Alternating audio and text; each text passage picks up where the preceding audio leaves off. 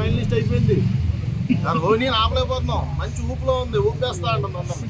కాబట్టి మీరు మీ స్ట్రెంత్ ఏంటో మీరు తెలుసుకోండి ఫస్ట్. కొన్ని మాటలు ఏమింటే రోహిణి కమిడియన్ ప్రతి సీజన్లో ఫైనలిస్ట్ వరకు ఉంచుతారు, ఇద్దరిని తీసేస్తారు. ఇప్పుడు రోహిణి కూడా ఫైనలిస్ట్. రోహిణి అందే మా కమెడియన్స్ కి ఫైనలిస్ట్ కదరా, రేపు ఎల్లుండో పంపించేస్తారు. వీళ్ళు కమెడియన్స్ కి పెద్ద వాల్యూ లేదని వాళ్ళే మాట్లాడుకున్నారు. కానీ అక్కడ ఎఫెక్షన్ పడింది ఎవరి మీద అంటే విష్ణుప్రియ మాటల వల్ల రోహిణిని రెచ్చగొట్టారు. రోహిణిలో ఉన్న ఫైర్ బయటకు వచ్చింది, అది కాస్త ఈ ప్రోమోలో వైల్డ్ ఫైర్ అయింది. మామూలుగా లేదు మాట. లాస్ట్ మెగా చీఫ్ అవడమే ఫైర్, అది పృథ్వీ మీద. ఎవడైతే బాడీ షేమింగ్ చేశాడో ఆడి మీద మెగా చీఫ్ అయ్యి ఆడి మీద ఎక్కి కూర్చుంది. అలాంటిది ఇప్పుడు మళ్ళీ ఫైనలిస్ట్ అయ్యి వైల్డ్ ఫైర్ చూపిస్తుంది. కాబట్టి పృథ్వీ, గౌతమ్, నబీల్ వీళ్ళందరూ కూడా ఎలక్ట్ అయిపోవాలి. నిఖిల్ వీళ్ళందరూ ఎలక్ట్ అయిపోతే రోహిణి పట్టుకుపోద్ది కప్పు.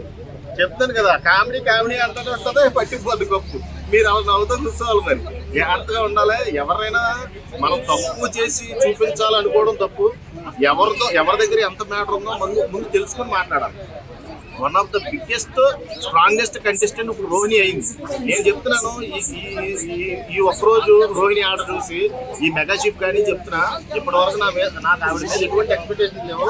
ఈ రోజు నుంచి ఆవిడ 100 రోజులు కూడా సపోర్ట్ చేస్తాను, ఎందుకంటే అంత బాగా ఆడుతుంది.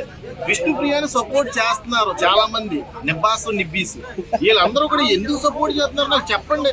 వన్ ఆఫ్ ద రీజన్ నేను చెప్తున్నాను, ఈ సీజన్ లో విష్ణుప్రియ నాకు కనబడలేదు, ఎక్కడా కనబడలేదు.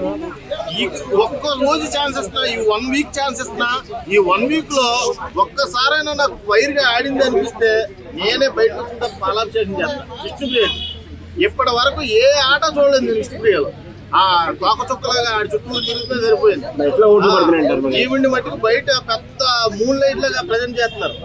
అక్కడ వెలుగు లేదు, వెలుగు లేని దానికి ఎందుకు వెలుగు నింపుతున్నారు మీరు? నాకు అర్థం కాదు. పృథ్వీతో లవ్ స్టోరీ ఉంది కాబట్టి పృథ్వీ లవ్ స్టోరీ అంటారు. అది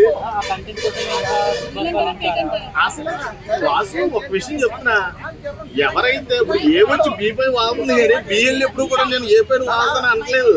అక్కడ సైలెంట్ గా కూర్చుంటుంది, ఈవిడే మీద పోయి మాట్లాడుతుంది. సో నిన్న యష్మికి బదులు పృథ్వీ హెల్మెట్ అయ్యి ఉంటే విష్ణుప్రియ పరిస్థితి ఏమై ఉండేది? విష్ణుప్రియ పరిస్థితి జంజర్ జోన్లోకి వెళ్ళి అంటే నిన్న అక్కడ గేట్ దగ్గర ఎలిమినేషన్ సీల్ ఎవిక్షన్ ఎవరికి వస్తుందని చూసినప్పుడు అయ్యో